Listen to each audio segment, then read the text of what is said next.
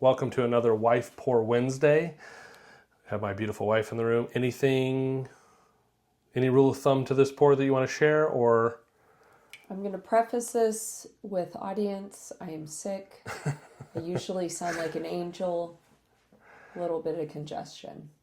And no, this is a true blind. Ooh, okay. We're going to keep it...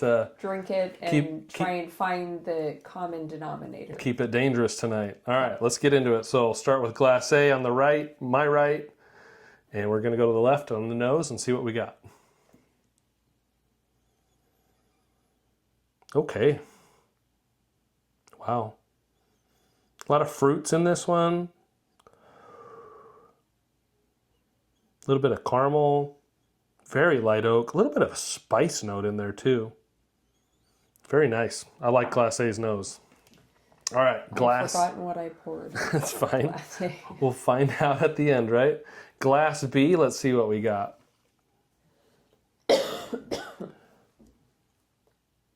Okay. A little bit more muted on Glass B.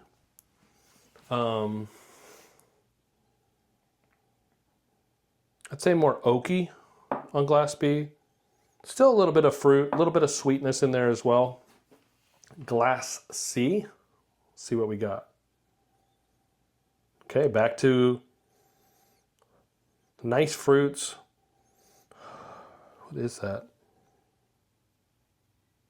Almost like some berries. A little bit of spice on Glass C as well. Perfect. Do you have a theme based off the smells? No. Okay. I have no idea. Let's try these things. No, I have no idea. Glass A, let's taste this thing.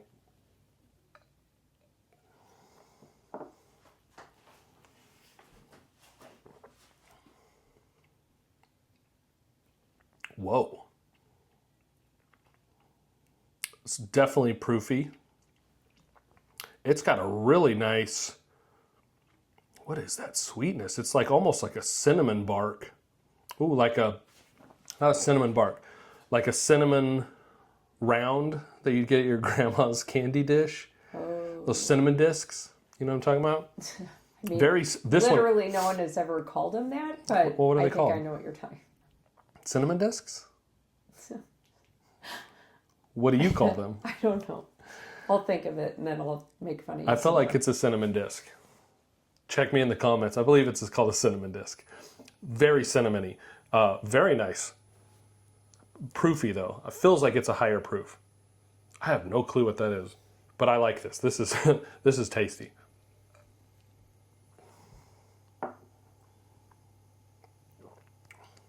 Button.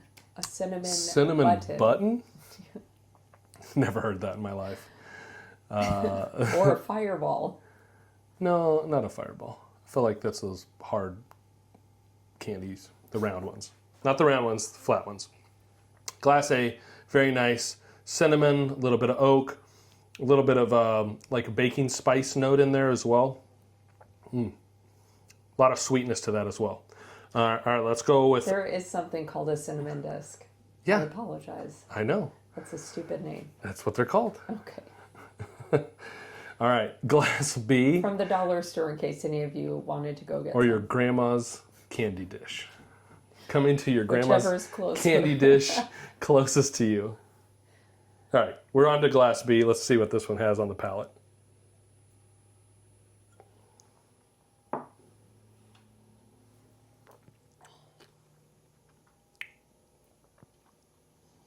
Okay. Glass B definitely feels not as high a proof as that. I would guess somewhere, I'd say this is over 110. This is probably somewhere between 100 and 110. This one tastes a little more herbally to me than Glass A did. Let me go back again and try it again. I don't think I've heard you refer to a bourbon as herbally. No, I feel like I do sometimes. Folks in the comments has used the word herbally before. Herbal?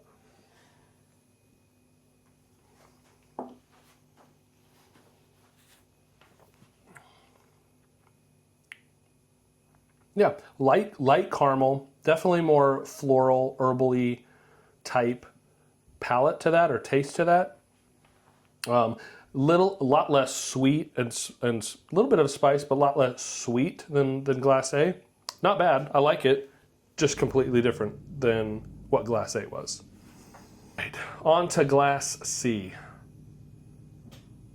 Okay. Glass C has got a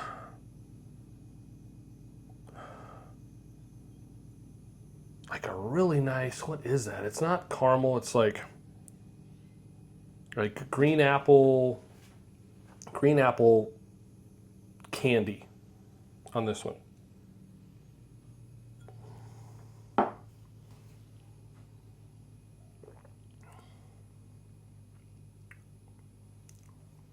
Ooh.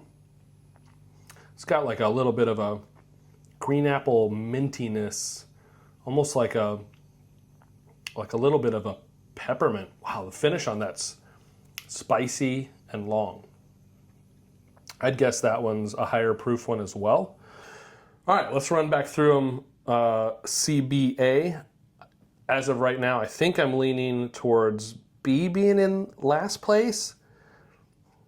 But let me try them again real quick. Is it the herbal notes? It's just a little less sweet than the other two, and I like a little sweeter. I like that sweetness on a bourbon or a drink.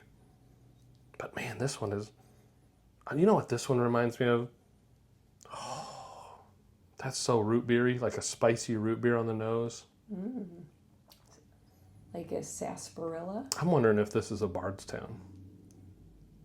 I don't know. I don't know if it is. Let's try this Glass C again. I mean, I poured it. I should know what it is, but...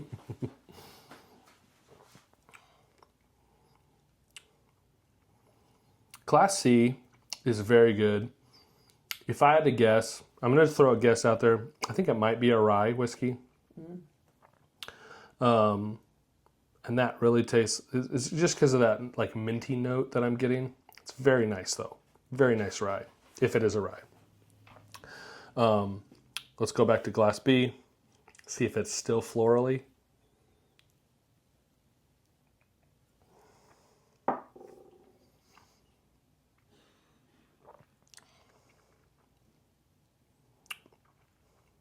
These, you know what? These might all be ryes. I don't know. But I think that's also a rye. I like it less than Glass C. So, okay, less than Glass C. Final answer, let's check A again. Oh, that nose on A though. There's the nose is just like this perfumey cinnamon sweetness. A, C, B. A is like a, oh, you know what I'm getting on A? Now I got it. It's like a cinnamon coffee cake on the nose. Oh. It's got like a cakey cinnamon note to it.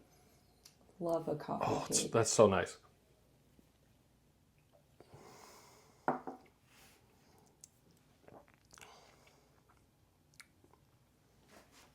I think that's it. All right. B, we're going to move to third place.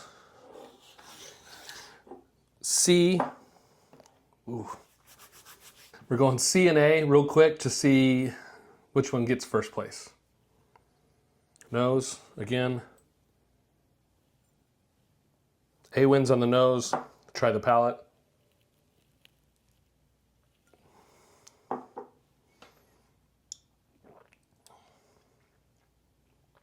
Okay.